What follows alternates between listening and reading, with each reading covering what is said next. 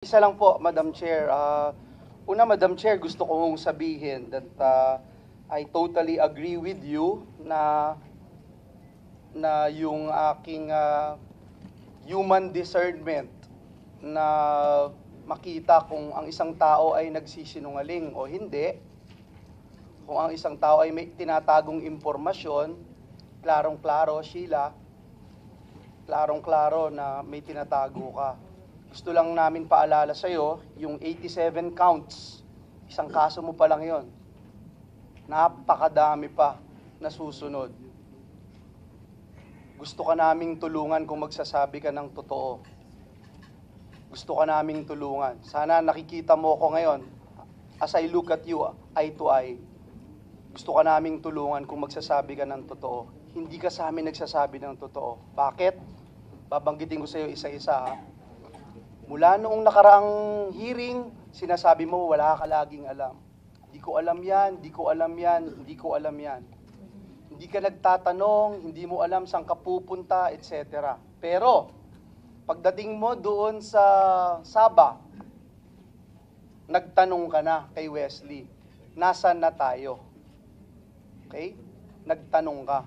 Pero, Sheila, kami ba mapapaniwala mo? Mapapaniwala mo kami na 5 oras bumiyahe ka sa van, hindi ka nagtatanong? Sumakay ka sa small boat ng ilang oras ulit, 5 oras, hindi ka nagtatanong? Dun sa big boat na ilang araw kang nandun, hindi ka pa rin nagtatanong? Sumakay ka ulit ng small boat, hindi ka pa rin nagtatanong?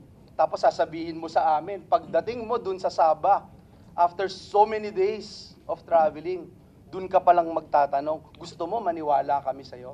Pangalawa, binanggit mo kanina doon sa Pangasinan, farm namin. Exact words mo, farm namin, Madam Chair. Yun ang sinabi mo, farm namin. Pero wala kang masabi kung anong farm. Yung pinakita sa'yo ni Madam Chair, sasabihin mo, wala ka lang alam. Bakit? Kasi yun ang most convenient na pwede mong sabihin, wala akong alam. Pero Sheila, 2019, Madam Chair, natatandaan niya yung Filipino food na kinain nila bago magkaroon ng pandemya? Natatandaan niya lahat. Eh Sheila, may amnesia ka ba? Madam Chair, hindi ako naniniwala, Sheila, hindi mo kami po pwedeng bulahin na sasabihin mo wala ka talagang alam lahat. At lagi mo sasabihin si Alice ang nagdidesisyon sa'yo.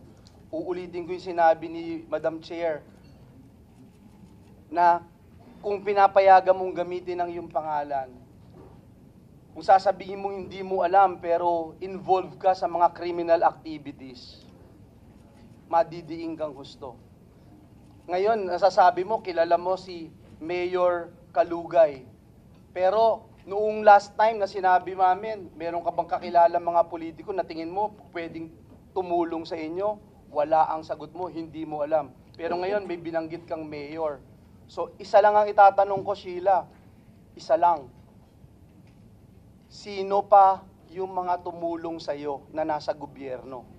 Ito man ay staff ng isang ahensya ng pamahalaan, politiko man ito, mayor ba to, congressman, o kung saan man, sino man, sabihin mo sa amin dahil hindi kami naniniwala sa istorya na binebenta mo sa amin, hindi namin bibilhin yung mga sinasabi mo at lalo kang madidiin at sisiguraduhin ko sa'yo, Sheila, pag hindi ka nagsabi ng katotohanan, sisiguraduhin namin sa'yo ng buong Senado na mapaparusahan kang husto. Mapaparusahan kang husto.